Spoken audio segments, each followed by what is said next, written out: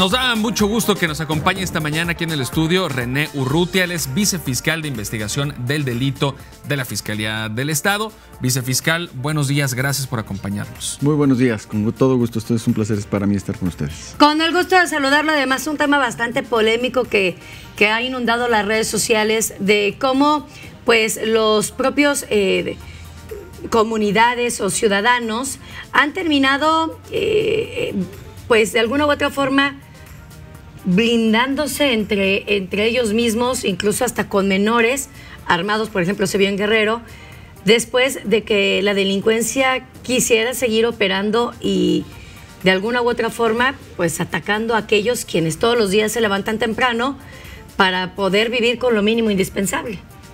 Sí, así es, Claudia, eso está ocurriendo lamentablemente en una parte de nuestro país, en varias partes, diría yo, de nuestro país. Hace algún tiempo ya, no es algo nuevo de estos últimos días, como se volvió a revivir a partir de las imágenes que vimos en una comunidad de Guerrero, en donde niñas y niños, se habla de 15 niños y 5 niñas, de edades que van desde los 11 hasta los 15 años de edad, aparecen con armas, sí, con una especie de reclutamiento y de adiestramiento en el manejo de las armas dentro de grupos de autodefensas que surgen a partir, en esta ocasión en particular, de una noticia derivada del secuestro de una familia, una pareja y sus 2 hijos menores. Ahí estamos viendo algunas imágenes. Estamos viendo esas imágenes que son impactantes.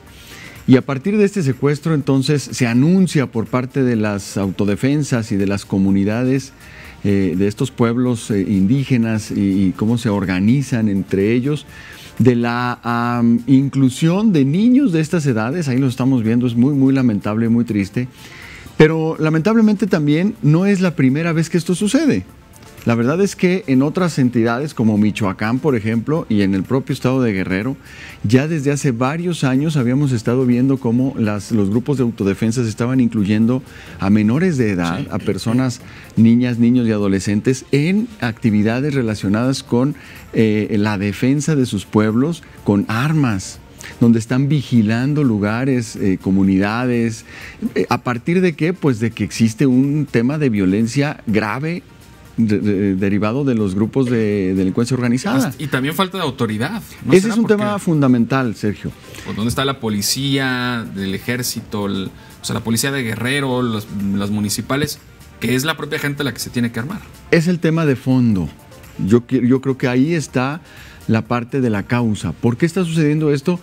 Pues porque lamentablemente no hay condiciones de seguridad propiciadas por el Estado suficientes para poder evitar que los propios pobladores, la gente, los civiles, tengan que tomar las armas y defenderse a sí mismos. Hay que decir, por ejemplo, fíjense que estos grupos de autodefensas tienen más de 28 años en nuestro país.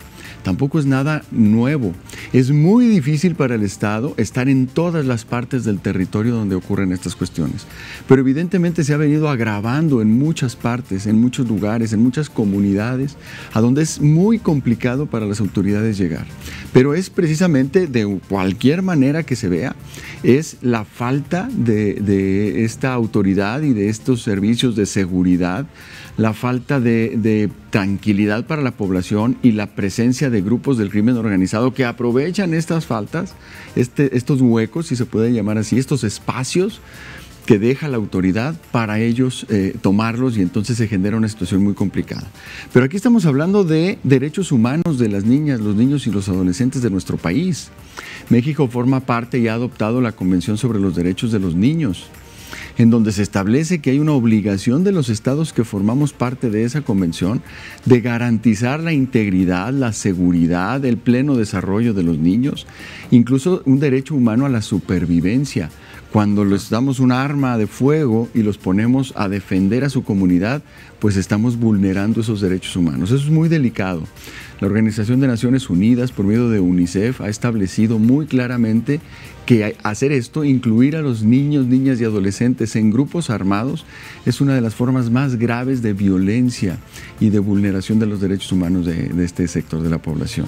Entonces, algo tenemos que hacer. Yo creo que debe de ser a partir de las causas, a partir de combatir la causa, que es lo que ya hemos estado platicando. Ahora, se hablaba de que querían sancionarlos, que querían a los padres de familia que armaron a los menores que también pues prácticamente pagaran por darle a sus hijos estas armas.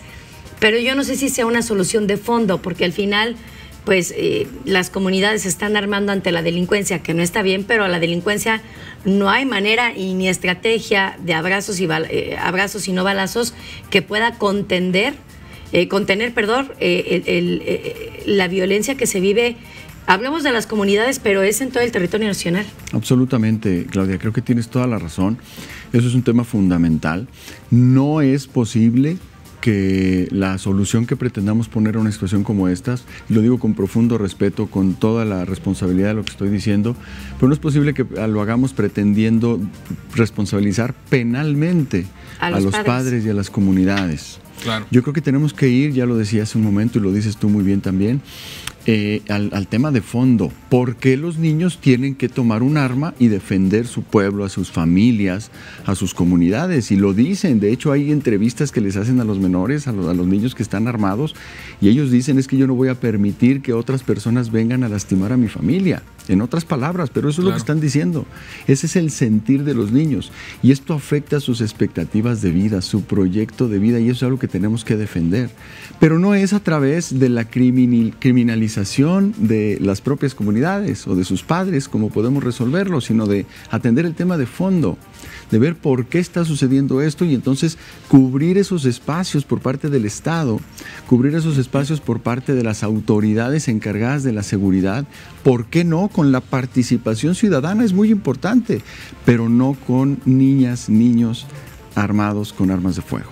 Muy bien. Vicefiscal, pues se nos acaba el tiempo, es un tema delicado y muy serio. Muchas gracias por estos apuntes y estaremos en comunicación. Muchas gracias. Gracias a ustedes, un gusto. Y ya veremos qué pasa, porque al final lo que se requiere son leyes que pues lleguen a proteger a los ciudadanos y no a los delincuentes. Y que se aplique esa ley. Muchas gracias al vicefiscal René Urrutia.